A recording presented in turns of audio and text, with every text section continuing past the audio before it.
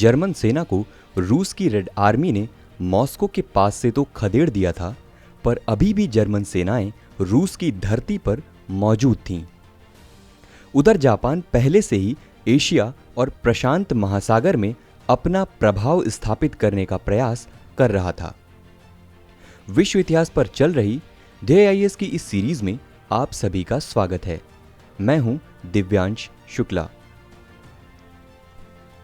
Germany और Italy के साथ मिलकर जापान ने पहले ही रोम, बर्लिन, टोक्यो धुरी का निर्माण किया था और जर्मनी यह चाहता था कि जापान भी उसके साथ युद्ध में सम्मिलित हो।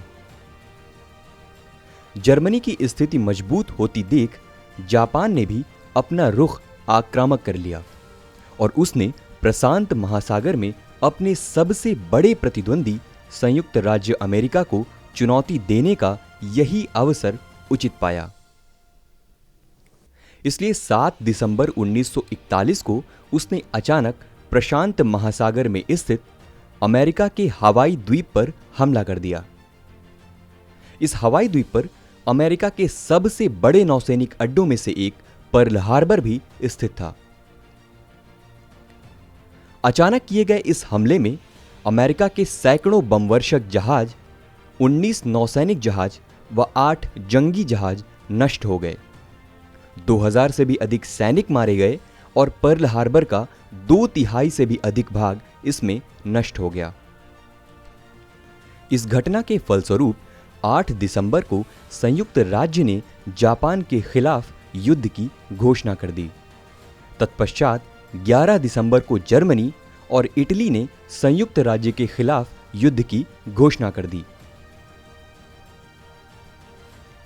पर्ल हार्बर पर हमला करने के बाद जापान ने अपनी गति दक्षिण पूर्व एशिया की ओर बढ़ा दी और 1942 के अंत तक उसने Philippines, Indonesia, Burma, Malaya, Singapore व थाईलैंड पर कब्जा कर लिया।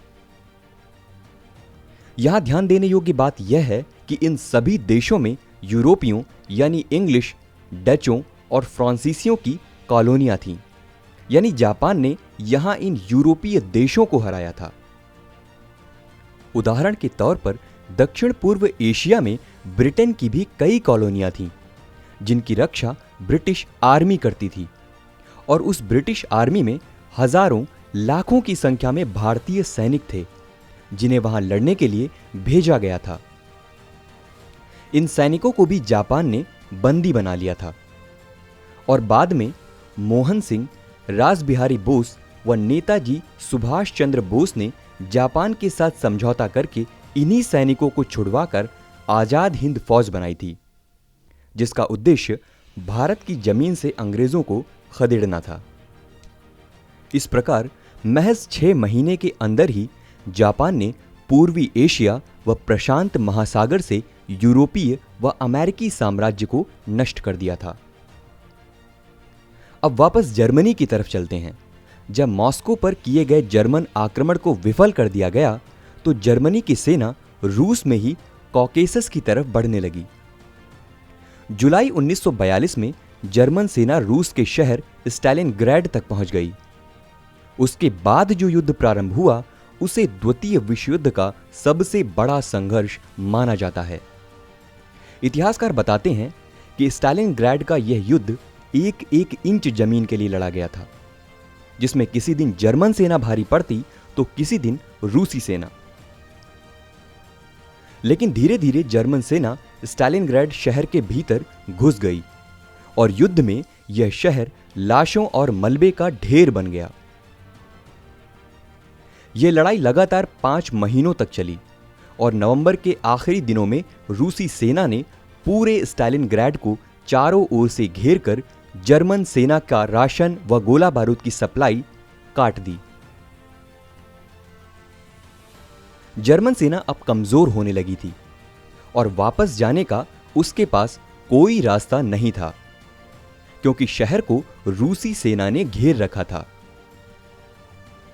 अतः 2 महीने बाद 2 फरवरी 1943 को जर्मन कमांडर जनरल पॉलस ने आत्मसमर्पण कर दिया। जर्मन सेना की यह अब तक की सबसे बड़ी हार थी, जिसमें जर्मनी व धुरी राष्ट्रों को 3 लाख सैनिकों से हाथ धोना पड़ा। इन 3 लाख में से 90,000 को बंदी बना लिया गया और बाकी या तो मारे गए या लापता थे। कुछ आंकड़े तो 5 लाख सैनिकों तक का अनुमान बताते हैं। इस लड़ाई के बाद रूसी सेना ने लगातार जर्मनों व धुरी शक्तियों को पीछे ढकेलना शुरू किया और 1944 तक पूरे पूर्वी मोर्चे से जर्मन सेना को भागना पड़ा। अब आइए थोड़ा सा पीछे पश्चिमी यूरोप की तरफ चलते हैं। अमेरिका भी पर्ल हार्बर वाले हमले के बाद युद्ध में कूद पड़ा था और अमेरिका के आने से ब्रिटेन को एक मजबूत साथी मिल गया था। नवंबर 1942 के अंत में अमेरिका व ब्रिटेन की संयुक्त सेनाओं ने उत्तरी अफ्रीका, जहां पर इटली ने अपना कब्जा कर रखा था, वहां से इटली को खदेड़ दिया। हालांकि जर्मन सेना इटली की मदद के लिए पहुंची, पर वह भी कुछ न कर पाई। 1943 में मित्र राष्ट्रों की स्थिति में कुछ सुधार हुआ। 10 जुलाई 1943 को मित्र राष्ट्रों ने इटली पर आक्रमण कर दिया। इटली की सेनाएं कमजोर थीं, इसलिए मुसोलिनी ने हिटलर से मदद मांगी, पर हिटलर की सेनाएं इस समय रूस के साथ स्टालिनग्राड के युद्ध में व्यस्त थी और जर्मनी वहां हार रहा था, इसलिए हिटलर कोई मदद नहीं भेज सका।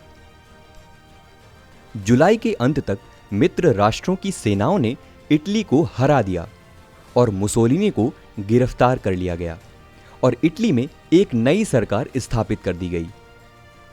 लेकिन इसी बीच हिटलर ने अपनी आधुनिक सैनिक टुकड़ी इटली भेजी। ये जर्मन सैनिक बहुत ही कुशल प्रशिक्षित थे। इन्होंने मुसोलिनी को मित्र राष्ट्रों की कैद से छुड़वा दिया और उत्तरी इटली ले गए, जहां एक बार फिर से मुसोलिनी ने जर्मनी की मदद से अपनी सरकार बनाई।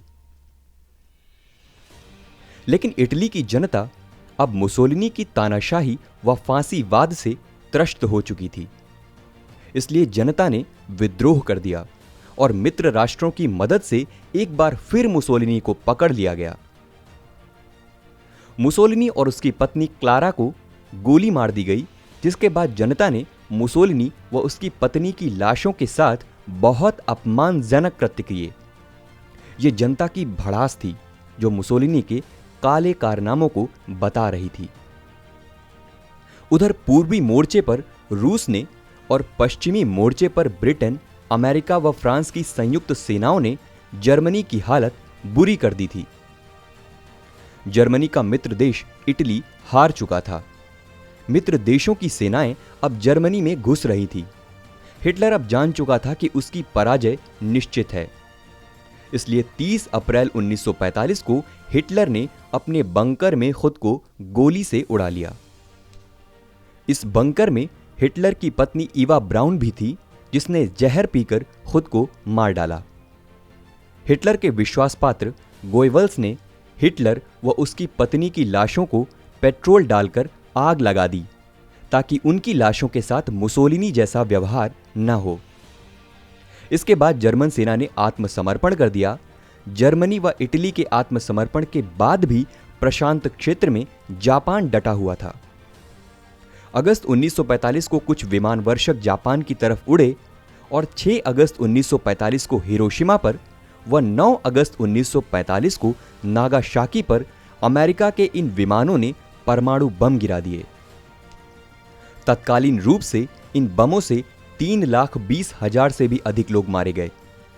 फलस्वरूप 15 अगस्त 1945 को जापान के सम्राट हिरोहितो ने आत्मसमर्पण कर दिया, पर आधिकारिक रूप से यह समर्पण 2 सितंबर 1945 को हुआ और इसी के साथ द्वितीय विश्व युद्ध समाप्त हो गया।